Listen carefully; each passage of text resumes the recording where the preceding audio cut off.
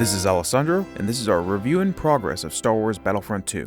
If there's one thing that Star Wars Battlefront II accomplishes well, it's the feeling of being in the exciting universe of the legendary film series.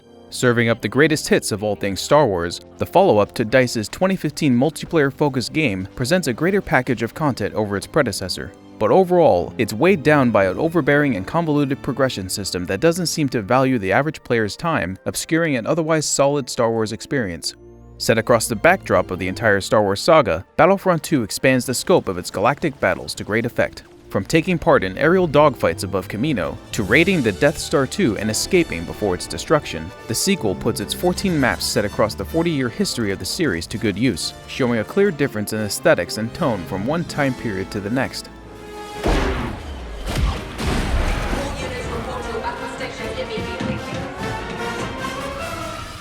What's the plan, Commander?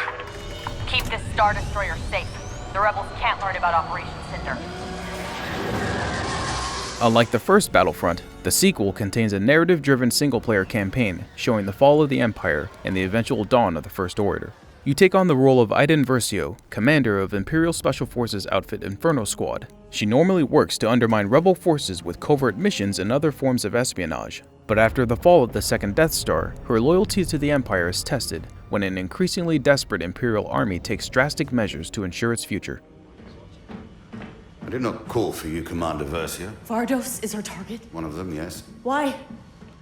The entire planet and its people, they're loyal to the Empire. The Emperor commands it. We'll purge this planet and others. Fear shall spread and the galaxy will remember who is in control. This is our home. The Empire is our home, and we will do as the Emperor commands. While the brisk 4 to 5 hour campaign features some strong writing and performances from its cast, with some standout levels that show off the visual luster and diversity of locations within the universe, the potential of its Imperial point of view soon becomes lost. Falling into some rather predictable twists, the story eventually turns into a familiar by-the-numbers Star Wars adventure, where the good guys and bad guys are clearly defined, and with the lead-up to the final act's confrontation that's signposted from a mile away.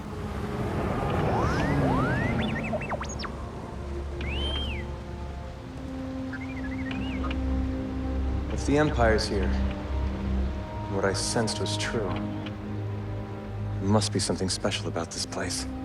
On occasion, the campaign jumps to levels that feature familiar faces, adding some moments of levity to the story. Though as fun and refreshing as they can be, they come off a bit too much like fan service, leading Iden Versio to stand in the shadow of others. This is made worse by an abrupt ending that teases future updates to the campaign, instead of delivering a strong conclusion for its hero's journey. With that said, the campaign does a fairly decent job of showing the internal strife within the Empire's ranks, even allowing you to explore an Imperial civilization on Iden's homeworld of Vardos. But overall, it falls a bit short of making it a remarkable journey for its characters.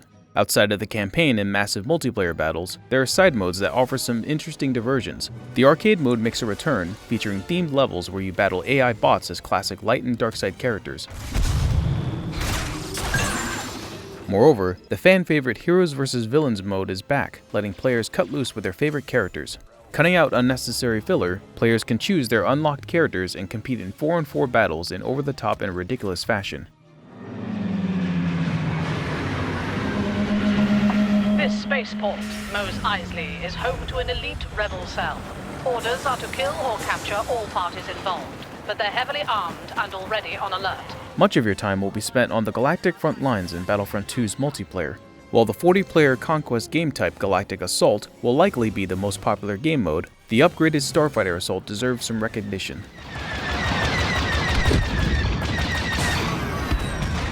Now with more responsive and tighter controls for maneuvering your vessels, the aerial-focused mode features Battlefront II's most intense missions. Along with some stellar visual and sound design, the large-scale battles have the same exciting flow as Star Wars' most iconic fights, where one heroic action can turn the tide of a conflict. Another victory for the First Order. Your set of troopers, starfighter classes, and hero characters can be boosted up with star cards. By amplifying stats, adding bonus attributes, and even giving characters alternate loadouts, such as replacing a heavy trooper's energy shield for a grenade launcher, the number of ways you can modify your characters is impressive. Scanning hostile! Closing range! Starting kill! Unfortunately, this is where Battlefront 2's multiplayer progression begins to show its cracks. Getting a handle of the many systems, gates, and subtle nuances therein can be confusing and off-putting.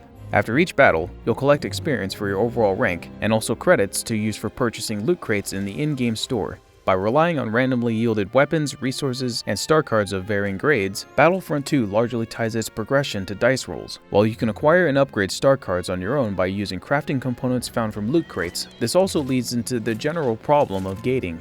To upgrade a card, you have to ensure that your class level and overall multiplayer ranking meets certain standards, while also spending the fruits of your labor on loot crates for more resources and cards. Simply focusing on the characters and classes you like to play isn't enough, and the system in place all too easily puts walls in front of you.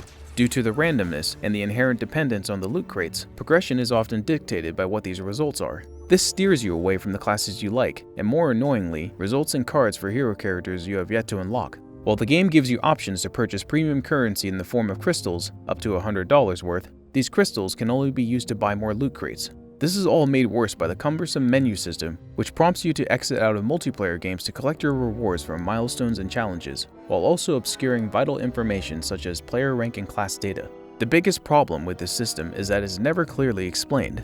While you'll come to understand how credits, crystals, and crafting components are used, you'll have to reconcile that your time invested in the game won't always be rewarded in the ways you expect. In this way, Battlefront 2 firmly plants itself in the same territory as free-to-play games, with much of its content and characters being tucked away behind progression walls and the randomness of the loot crates.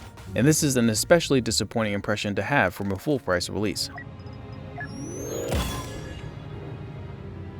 Above all, it ends up doing a disservice to the core gameplay itself, which can still provide those solid moments of enjoyment despite the looming presence of its progression systems. Many of these issues related to the metagame fall by the wayside when you're in the thick of battle, as you're taking part in the massive struggle throughout the many locales in the Star Wars universe. While its main narrative feels unresolved, and the general loop of the multiplayer carries a number of issues, Battlefront 2 still manages to evoke the same sense of joy and excitement found in the core of what the series is all about. But as it stands, the biggest hurdle that Battlefront 2 will need to overcome, for its simultaneous attempts to balance complex progression with the genuine feeling of accomplishments, is deciding on what type of game it wants to be.